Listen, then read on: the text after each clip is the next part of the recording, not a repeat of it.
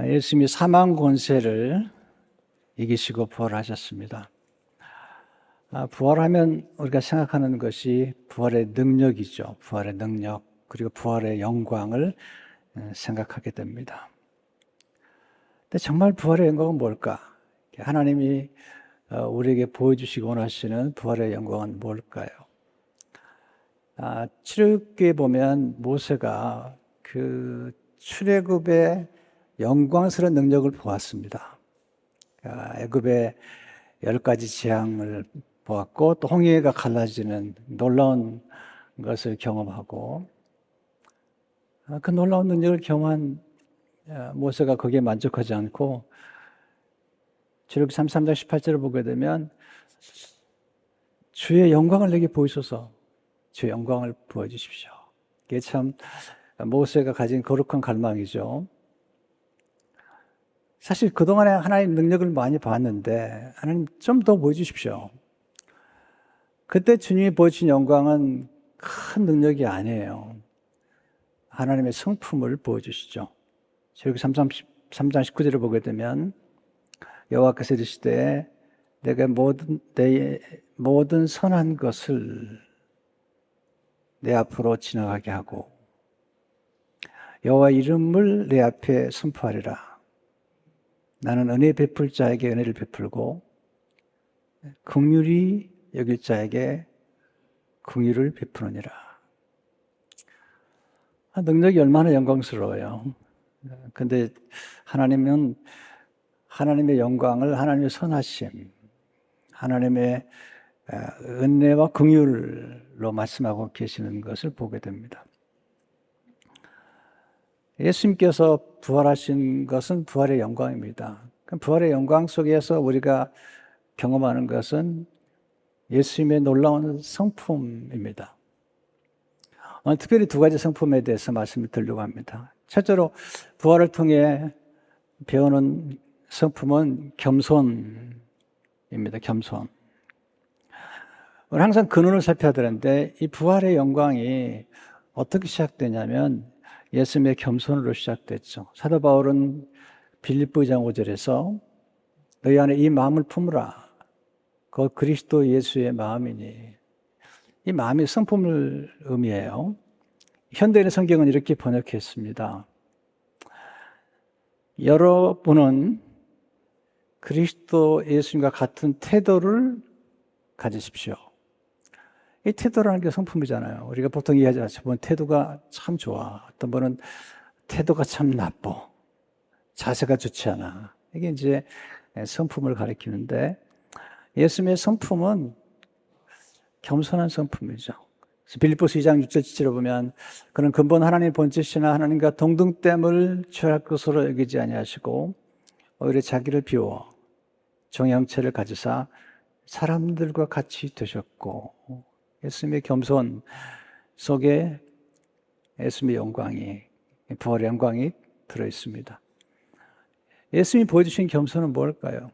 첫째로 겸손은 자신을 비우는 것입니다. 예수님께서 자기를 비워. 비운다니 뭘 의미할까? 공동번역은 이렇게 설명하고 있습니다. 오히려 당신의 것을 다 내어놓고 종의 신분을 취하셔서 우리와 똑같은 인간이 되셨습니다. 내어놓으셨다. 또는 내어 맡기셨다.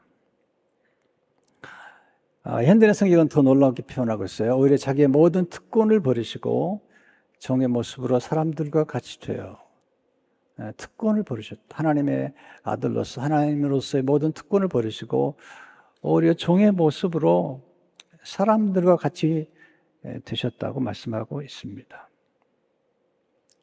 두 번째 겸손은 자신을 낮추는 것입니다. 8절에 보시면 사람의 모양으로 나타나서 자기를 낮추시고 자기를 낮추는 게 겸손이죠. 근데 타락한 천사는 자기를 높였죠. 그래서 하나님과 비기려고 하고 가장 높은 곳으로 올라가서 하나님과 비키겠다. 이사야 14장 11, 15절을 보게 되면 너 아침의 아들 계명성이여 어찌 그리 하늘에서 떨어졌으며 너 열국을 얻은 자여 어찌 그리 땅에 지켰는고. 내가 내 마음에 이르기를 내가 하늘에 올라 하나님의 무별 위에 내 자리를 높이리라. 내가 북극 지폐에 산 위에 앉으리라. 가장 높은 구름에 올라가 지극히 높은 이와 같아지리라 하는도다. 그러나 이제 내가 수월 곧 구덩이 맨 밑에 떨어짐을 당하리로다. 루시퍼라고 얘기하기도 하는데요. 네, 하나님과 비기려고 하고, 이게 원죄죠, 원죄. 아담이 하나님처럼 되려고 했고, 이 타락한 천사가 정말 놀라운 하나님의 아름다움과 또 음악적인 예술의 재능을 가졌지만, 그가 교만해져서 결국은 몰락하고 말았습니다. 예수님 유혹했던 마귀는 예수님은 자꾸 높은 성전 꼭대기에 높은 산에 데리고 올라갔지만 예수님은 그 마귀의 유혹을 다 물리치시고 구유에 그리고 십자가로 내려가신 것을 보게 됩니다. 마귀는 지금도 똑같은 일을 반복해요. 제가 생애를 살아오면서 무너진 사람들을 많이 보았는데 한때 굉장했던 사람들이 무너진 것을 보았습니다.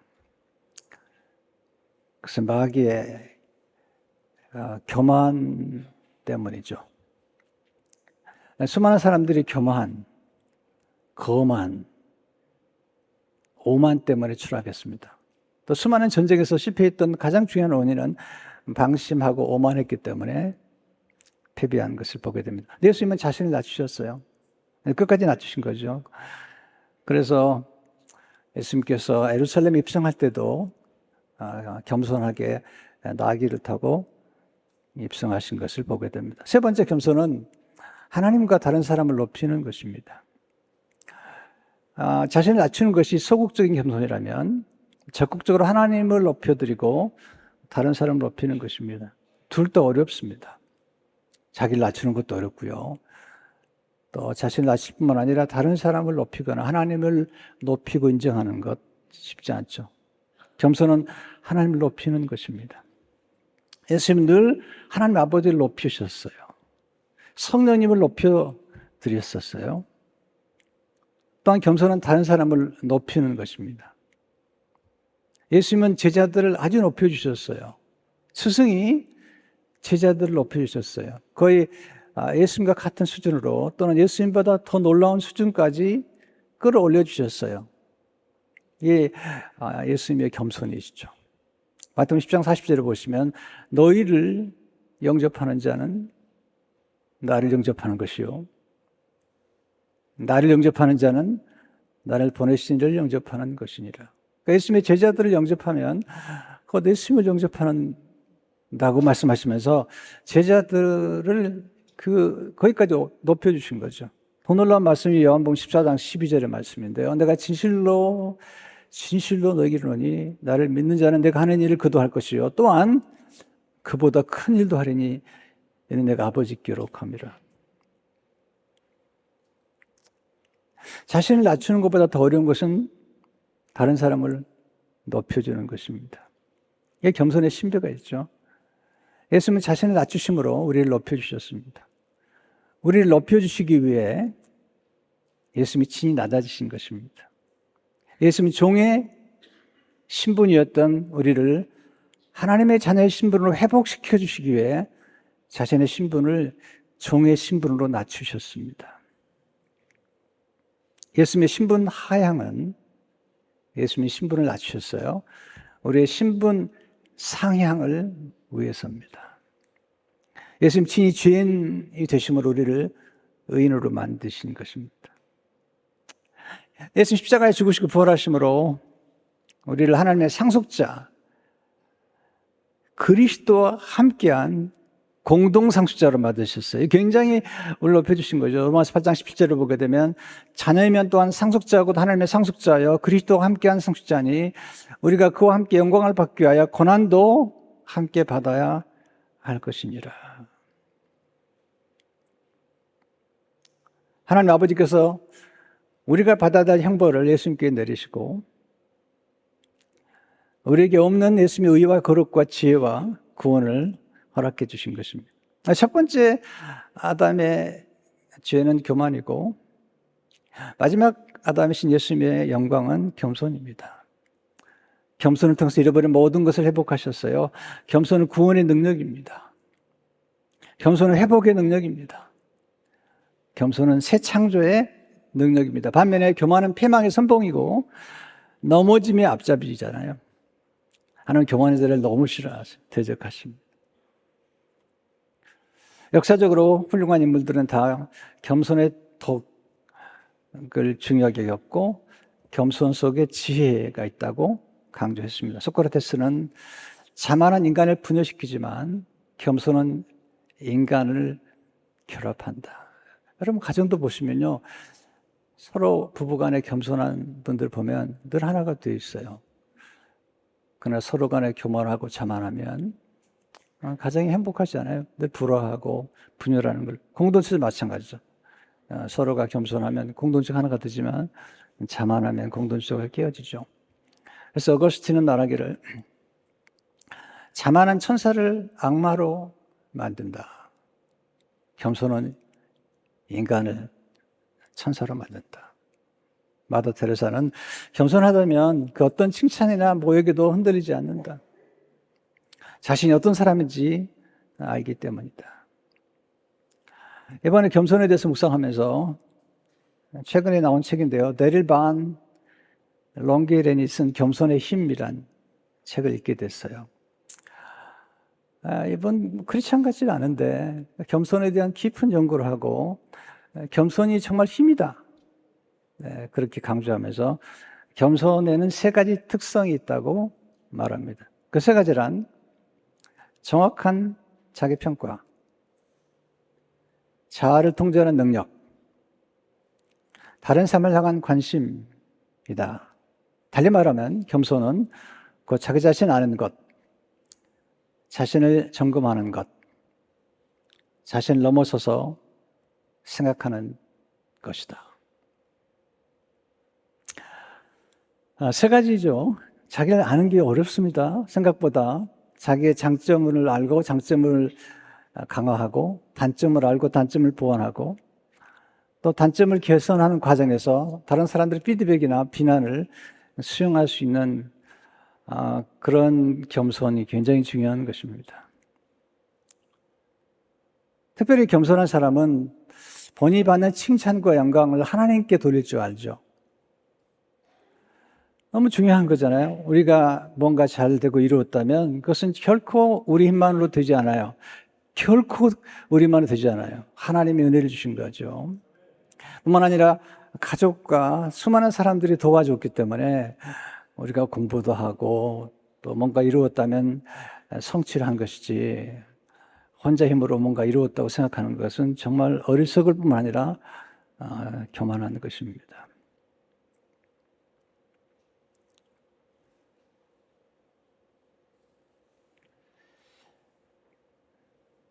겸손한 사람의 특징이 뒤에 설명하겠습니다만 참 잘 배워요. 왜냐하면 자신의 부족함을 알기 때문에 늘 배우기를 갈망하는 것입니다. 그리고 자기에게는 언제나 필요한 선생님, 스승, 멘토, 코치, 필요하다는 것을 알고 인정하고 그런 분들을 존귀 여기는 것입니다. 특별히 겸손한 사람은 다른 사람에 대한 관심을 갖죠. 그리고 다른 사람이 잘 되는 걸 기뻐하고, 또 다른 사람의 잘 되는 것을 너무 감격할 뿐만 아니라 인정할 줄 알아야 되죠. 근데 쉽지 않아요. 전 친구가 많지 않습니다만은 가장 좋은 친구라면, 제가 어려울 때 위로해 주는 것도 좋은 친구 같아요. 근데 제가 뭔가 조금이라도 잘 됐을 때 정말로 기뻐해 주는 친구, 그건 굉장한 인격과 도량을 가진 친구죠. 한 사람에게 겸손함은 다른 사람이 정말 잘 됐을 때 그걸 인정해주고 칭찬해주고, 그리고 그 사람이 뭔가 이루었다면 그 이룬 것 자체보다도 그건가를 이루기 위해서 얼마나 많은 노력과 희생과 고생했는지 그 과정까지 칭찬할 수 있다면 그건 대단한 인격을 가졌다고 볼 수 있죠. 다른 사람에 대한 관심을 가진 사람들은 경청을 잘해요. 그래서 공감 능력이 탁월합니다.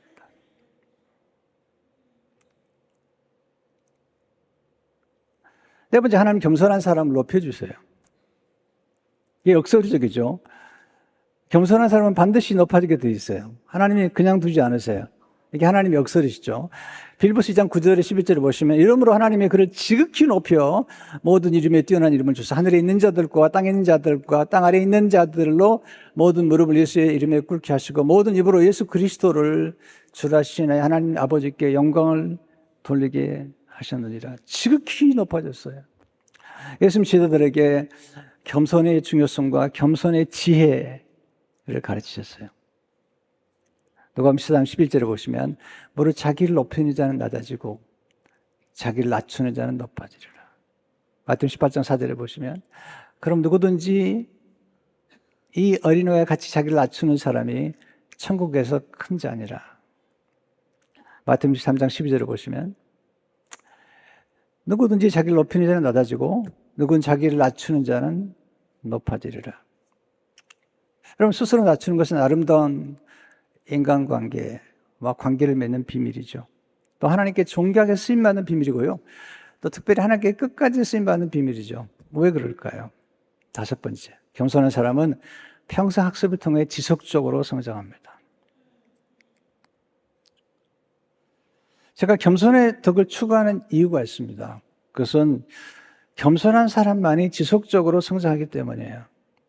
저는 수많은 사람들이 어느 단계에서 성장을 멈춘 걸 보았습니다. 여러분, 성장을 멈추면 퇴보하게 됩니다. 그리고 사람이 고집스러워져요. 그리고 사람이 유연하지 않아요. 그러니까 이게 성장하지 않으면 안 되는 거예요. 계속 성장해야만이 유연하고 생각이 유연하고 다양한 각도에서 볼 수 있고 변화를 수용할 수 있는 능력이 생기는 겁니다. 믿음은 전진하는 것이죠. 그냥 진보하는 거예요. 앞으로 나아가는 것입니다. 이스라엘 백성들이 애굽에서 가나안 땅으로 계속 전진하는 것처럼 하나님이 제일 싫어했던 게 뭐죠? 왜 애굽으로 돌아가려는 거예요? 데릴 바알 몽게변은 배움을 굉장히 강조해요.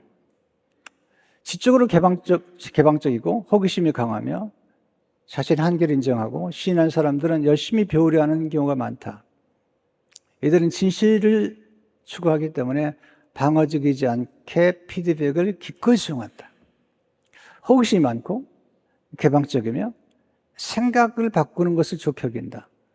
오늘보다 내일 더 많이 알고 더 정확하게 알겠다는 희망을 품는다. 배우고 그에 따라 자신의 행동을 변화시킨다. 제가 만난 좋은 스승들은 끝없이 공부를 하세요. 네, 제 멘토 가운데 한 번 최근에 만나서 식사교제를 했는데 지금도 그렇게 책을 많이 보세요. 지금도 역사에 대한 관심이 많고 지금도 여러 지역을 방문하세요.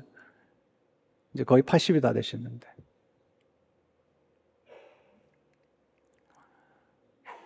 그러니까 그 영향력과 계속 끝까지 쓰임받는 역사가 나타나는 것입니다.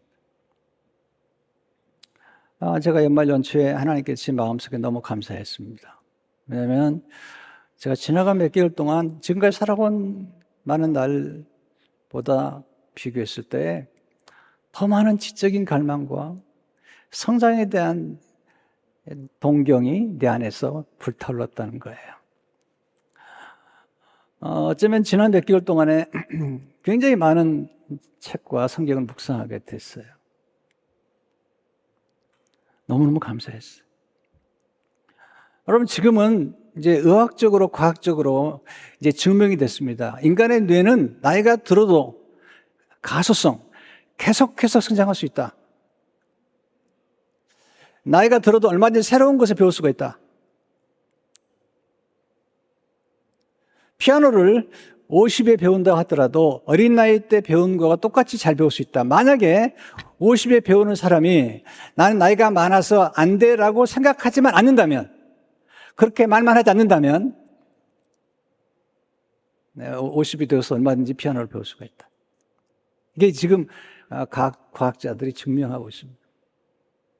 최근에 나오는 책들을 읽어보면 놀랍습니다. 히든 포텐셜이라는 책을 보면 지금도 얼마든지 가능하다는 거죠. 그리고 이제는 뇌과학을 지금 한 10년 사이에 얼마나 발달했는지 몰라요. 저희 교인들은 봐도 90이 된 권사님이 운전할 뿐만 아니라 성경 암송을 너무너무 놀랍게 하세요. 우리 8월 달에 성경 암송 세미나를 하려고 그러는데 6분이 이제 나와서 발표를 할 텐데 서로 하려고 그래요. 서로 하려고. 나이 드신 분들이. 그중에 한 분이 90이 넘은 분이세요. 그러니까 뭐 나이가 들면 성경 암송을 못한다. 그런 거짓된 신화를 믿으면 안 돼요. 네. 그러니까 그 가소성, 그러니까 사람이 성장할 수 있다는 생각을 주장하는 사람들의 한 가지 주의를 부탁하는 거죠. 난 나이가 들어서 이 말만 하지 않는다면. 우리가 시니어 대학을 지금 목요일마다 하고 있는데 놀랍게 배우는 거예요. 네, 다양한 것들을 배우고 즐거워하시는 걸 보는데 나이는 이제는 숫자에 불과한 겁니다. 두 번째, 부활을 통해서 배우는 성품은 순종입니다. 순종. 첫 번째 아담은 불순종했죠. 하나님 말씀 불순종했죠. 예수님은 순종하는 생애를 사셨어요. 빌립보서 1장 8절을 보시게 되면 사람의 모양으로 나타나서 자기를 낮추시고 죽기까지 복종하셨으니 그 십자가에 죽으십니다. 첫 번째 아담은 불순종했죠. 근데 마지막 아담이신 예수님은 순종하셨어요. 아담의 불순종 때문에 사망이 왕노릇을 했습니다. 예수님의 순종 때문에 우리가 생명 안에서 왕노릇하게 되었습니다. 아담의 범죄로 많은 사람이 정죄를 받았습니다. 예수님 의로운 행위로 많은 사람이 의롭다 하심을 받게 되었습니다. 성경은 불순종하는 사람의 배후에는 마귀가 역사한다는 거예요. 참 이게 대단히 조심스러운 얘기예요. 에베소서 2장 3절을 보게 되면 그때 너희는 그 가운데서 행하여 이 세상 풍전을 따르고 공중의 권세 잡은 자를 따랐으니 곧 지금 불순종의 아들 가운데 역사하는 영이라. 이게 옛뱀 아담에게 불순종하게 만들었던 거죠. 우리 마음속에 불순종하거나 교만하거나 거역하는 마음이 생긴다면 한번 우리의 영혼을 점검해 볼 필요가 있습니다. 왜냐하면 불순종하게 만드는 영은 마귀의 역이고 우리로 순종하게 하는 영은 성령이신데 우리가 순종할 때 성령이 충만하게 임하신다는 거죠. 사도행전 5장 32절에 보면 우리는 이 일의 증인이요 하나님의 자기의 순종하는 사람들에게 주신 성령도 그러하니라 하더라. 그러니까 성령의 임재가 순종하는 사람들에게 더 부어지는 것입니다. 예수님의 부활의 열매는 순종의 열매입니다. 예수님의 부활의 영광은 십자가의 순종의 열매입니다. 순종이 없었다면 십자가의 죽음도 없고 부활도 없습니다. 예수님의 순종은 어떤 순종일까요? 이것도 배워야 되죠. 첫 번째, 예수님의 순종은 자원하는 순종입니다. 억지로 하는 순종이 아니에요. 마음에 내키지 않은 순종도 있잖아요. 근데 하나님 기뻐하시는 순종은 자원하는 순종인데 이사야 1장 19절을 보게 되면 너희가 즐겨 순종하면 땅의 아름다운 수산을 먹을 것이요. 두 번째 예수님의 순종은 하나님 아버지의 과업을 성취하는 순종이에요. 하나님의 아버지의 과업, 하나님의 뜻을 성취하는 것입니다. 요한복음 10장 4절에 오면 아버지께서 내게 하라고 주신 이 일을 내가 이루어 아버지를 이 세상에서 영화롭게 하였사오니. 여러분 가끔 이런 분들이 만나잖아요. 저번에 예수 안 믿어도 굉장히 성품이 좋아. 근데 그런 분을 우리가 가끔 만나기도 하는데요. 굉장히 위험한 얘기예요. 왜냐하면 우리 인간이 존재하는 가장 중요한 이유는 우리를 만드신 하나님께 영광을 돌리고 우리를 만드신 하나님의 뜻을 이루는 거예요. 미션. 하나님의 심부름하게서 오는 거예요. 하나님 우리에게 미션을 주기 위해서 우리에게 은사와 재능과 기술과 지식과 경험과 좋은 모든 환경을 주신 거죠. 심지어는 고통까지 주신 거죠. 근데 하나님 없이 자기의 성품을 과시하는 사람들, 나는 선하기 때문에 내 스스로 구원을 얻을 수 있다고 하는 가장 지극한 교만. 그게 인본주의라는 거예요, 인본주의. 그럴 수는 없고요. 성경에 보면 의인 없나니 한 사람 없다는 하는 거죠. 모든 사람의 죄를 본 말씀에 하나님의 영광에 이를 수가 없는 거예요. 하나님이 요구하는 의인 얼마나 높은지 태평양을 건너갈 수 있어요? 수영해서 못 넘어갔는데. 네. 그래서 우리는 하나님을 기뻐하시는 순종, 구속의 과업과 창조의 과업을 주님이 이루시잖아요. 세 번째 예수님의 순종은 사랑의 순종이죠. 여러분, 사랑하면 순종합니다. 그리고 사랑하는 것만큼 순종합니다. 사랑하면 순종하는 게 어렵지 않습니다. 여러분, 누군가를 사랑해 보세요. 아까운 게 없습니다. 여러분, 누군가를 정말 사랑해 보세요. 여러분의 아들, 딸이든지 아니면 여러분의 제자든지 아니면 여러분의 손주든지 간에 정말 사랑해 보세요. 아깝지도 않고요. 자녀를 사랑하는 엄마들 보면요, 아이 둘을 안고도 무고하지 않아요. 무고하나? 네, 아이 둘을 안고 다녀요. 왜? 사랑하면 무겁게 느끼지 않아요. 물론 희생은 어려운 것입니다. 그러나 희생은 가장 값진 것이고 우리에게 가장 고귀한 기쁨을 주는 거예요. 이번에 설교했잖아요. 우리 삶 가운데 가장 충만한 경험을 하는 게 뭐냐면 원더풀. 네, 교수님 한 분이 원더풀 할 때 FULL로 얘기했어요. 경이로움으로 충만한 삶. 원더, 경이로움, 놀라움으로 충만한 삶. 이게 얼마나 행복을 줘요. 우리 성가대가 찬양을 했는데 여러분 경이로워요? 아니에요. 박수를 하셔야지 그러면.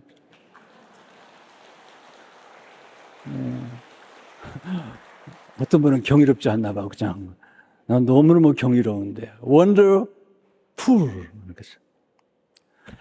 부활의 놀라운 역사는 meaningful. 우리 삶 가운데 재미만 가지고 안 되잖아요. 의미가 있었는데 의미 meaningful, FULD에 FULL 붙이는 거죠. 의미로 충만한 삶. 남을 사랑하고 희생하고 헌신하는 사람들 참 대단한 분들이잖아요. 네, 우리 선교사님들, 또 생명을 살리는 의사 선생님들, 또 목회자들, 또 여러분들 하는 모든 일들, 예술가들, 네, 헤어 디자이너, 우리 헤어 디자이너도 많잖아요. 여러분의 모든 일은 성직이에요, 성직. 네, 그 성직의 의미를 부여하셨어요. 목사만 성직자가 아니라니까요. 네, 목사만 성직자가 아니에요. 여러분이 성직자인 거예요. 그런 시대가 아니에요. 저는 제 스스로가 물론 제가 하는 일에 있어서는 정말 존귀한 일이지만 성도 여러분 하는 모든 일들을 성직이라고 생각하는 사람이에요.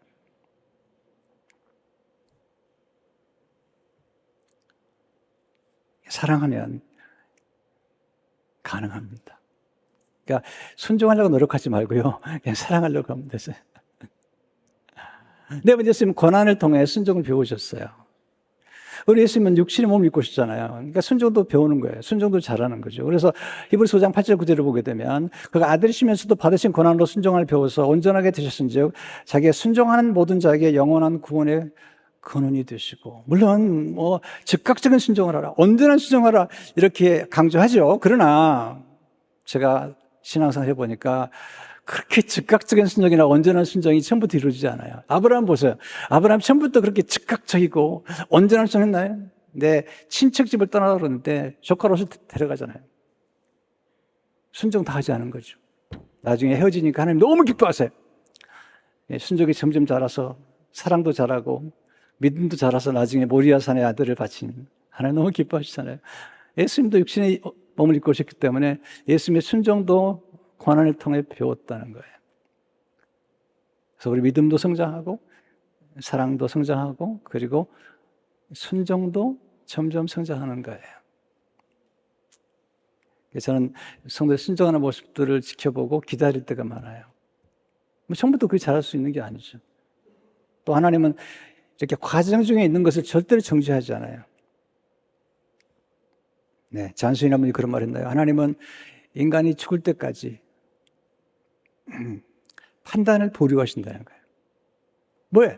그럼 죽을 때까지 잘하는 거예요. 어디까지 잘할지 모르는 거예요. 게임은 끝나지 않았어요. 끝나기 전까지 끝나지 않았습니다. 그 때문에 모르는 거예요. 막판 뒤집기가 있는 거예요. 막판 뒤집기. 네. 네. 예수님 곁에 있던 강도 두 사람 중 한 사람. 이야, 마지막 순간에 선택을 잘하잖아요. 주여 당신의 나라가 임할 때 나를 기억하옵소서. 내가 오늘 나와 함께 낙원에 있으리라. 놀라운 인생은 참 신비로운 거예요. 그래서 네, 마지막 한순간의 선택이 전생애를 역전시킬 수 있는 선택이 될 수 있어요. 우리 교인들은 아멘 안 하시는데 정말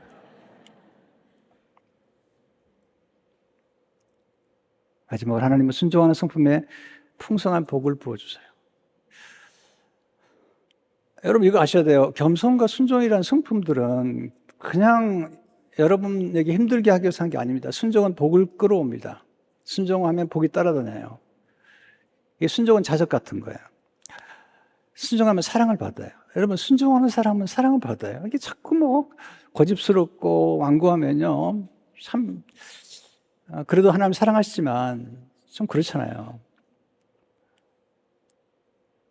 아브라함이 하나님 말씀을 가끔 좀 잘 안 듣잖아요. 그런데 참 하나님 계속 사랑하시죠. 나중에 아브라함의 사랑이 커져서 자기의 덕소영한 아들까지 바쳐요. 하나님께서 그 순종을 칭찬하는데 현대인의 성경 보니까 창세기 22장 16절 18절 이렇게 번역했습니다. 내가 내 이름으로 맹세하지만 내가 이처럼 하나밖에 없는 내 아들까지 아끼지 않았으므로 내가 너에게 한없는 복을 주어 내 후손은 하늘의 별과 바닷가의 모래알처럼 많게 하겠다. 내 후손들이 그 원수들을 정복할 것이다. 그리고 내가 나에게 순종하였으므로 내 후손을 통해 세상의 모든 민족이 복을 받을 것이다. 여러분, 하나님은 부모의 순종을 절대로 그냥 넘기지 않습니다.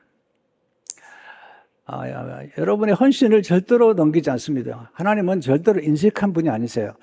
여러분들의 헌신과 봉사와 충성에 대해서 그냥 넘어가는 분이 절대로 아닙니다. 저도 인간인데요. 누군가가 헌신하고 사랑하고 기도하고 이런 것들을요 결코 그냥 넘길 수가 없습니다. 우리 목회자들 헌신하는 거 보면요 그냥 넘기질 못해요.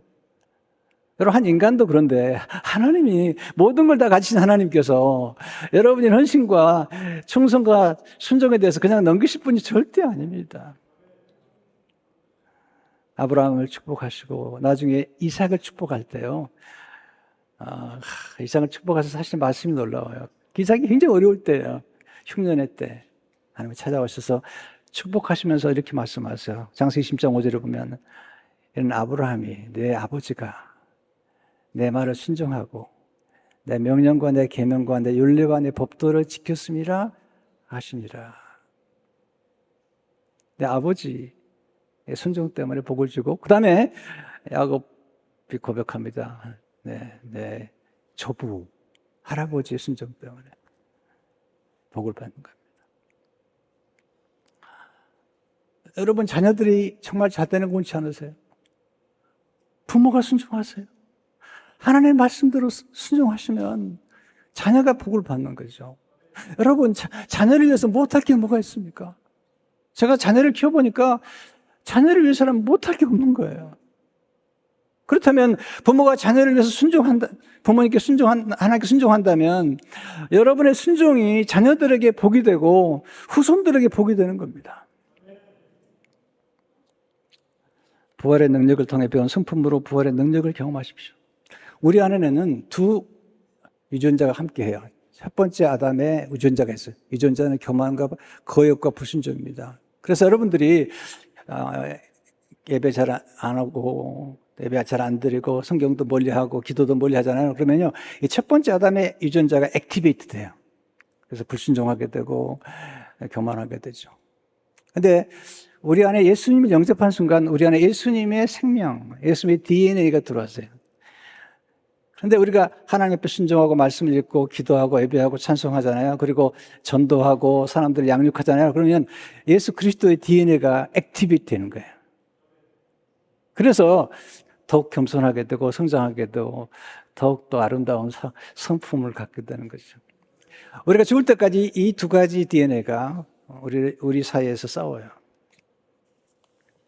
성경은 이런 아담의 DNA를 옛사람이라고 얘기하고요. 예수님의 DNA를 새사람이라고 말하죠.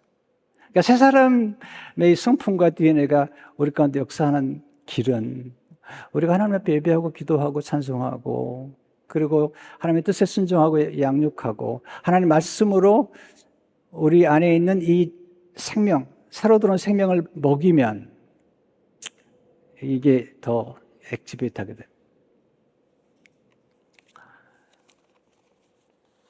우리 교회가 도서관 지금 세우는 일을 준비하고 있습니다. 간단합니다. 지속적인 성장을 위해서 성도들의 인격과 지성과 감성에 성장할 수 있도록 하기 위해서 일을 시작한 것입니다. 부활의 영광이 신비로워요. 우리 주님이 부활하셔서 저 같으면 다 알릴 것 같아요. 온 세상에. 그런데 조용히 부활하시고 여인들을 만나주시고 그리고 아무도 복수하지 않으세요. 자신을 배신한 제자들을 찾아가시고 그들을 회복시키시고 그게 예수님의 모습이죠. 이게 부활의 영광인 것입니다. 부활의 성품을 통해서 여러분 풍성한 삶을 누리시길 주 이름으로 축원합니다.